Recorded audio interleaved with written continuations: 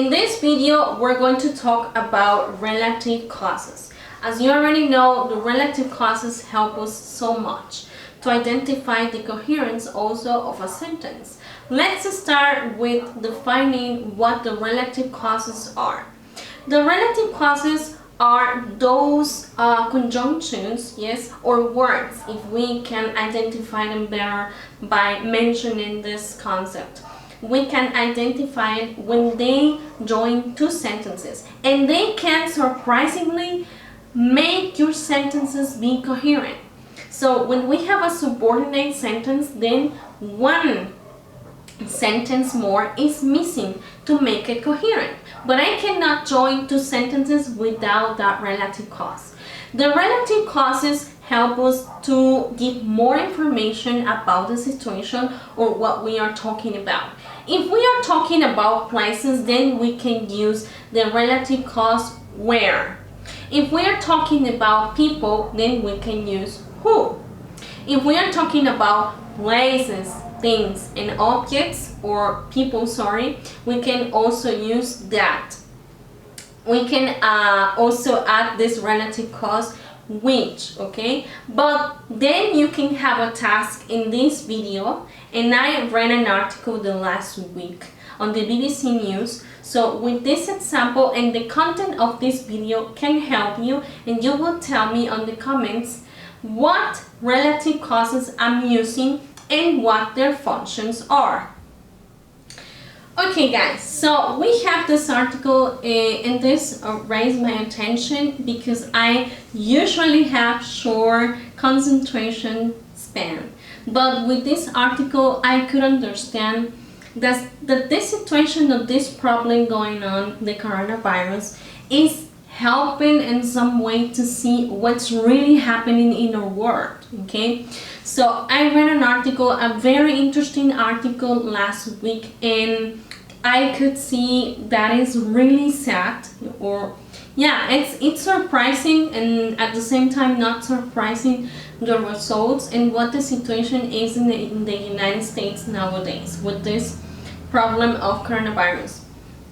There are many African American people that are not allowed in their workplaces to use or to wear protection, yes,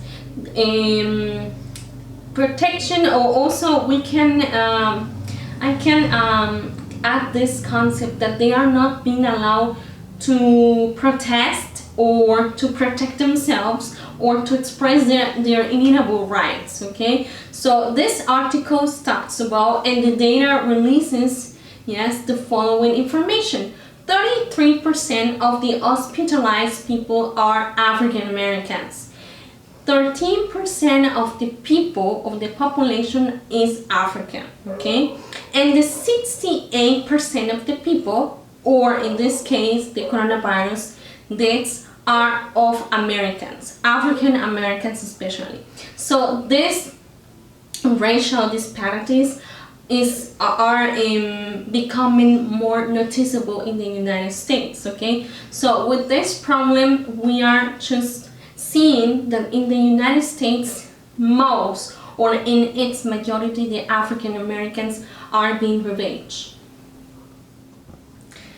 These racial disparities are for sure affecting the African American people, okay? And this is a very bad situation, as I already said, because these people are mostly being affected because of these rules that the president is setting, okay? Maybe not the president, but also there are racist people in the United States, and this situation is growing.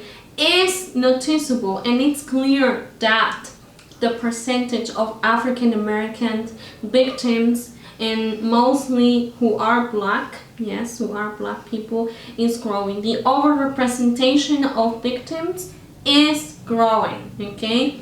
And also the long-standing issues are also becoming prominent, yes, because we have this disparity in the United States with black and white people.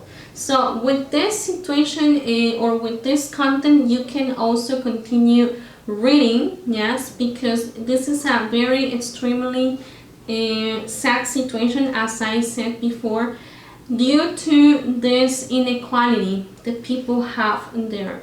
They really have a fear, or they fear that their lives, yes, are on risk, yes, and also they are suffering because in its majority in Chicago, places like Chicago, New Orleans, these people are being discriminated, and also those are the most vulnerable people, yes, or who are being hospitalized in the United States.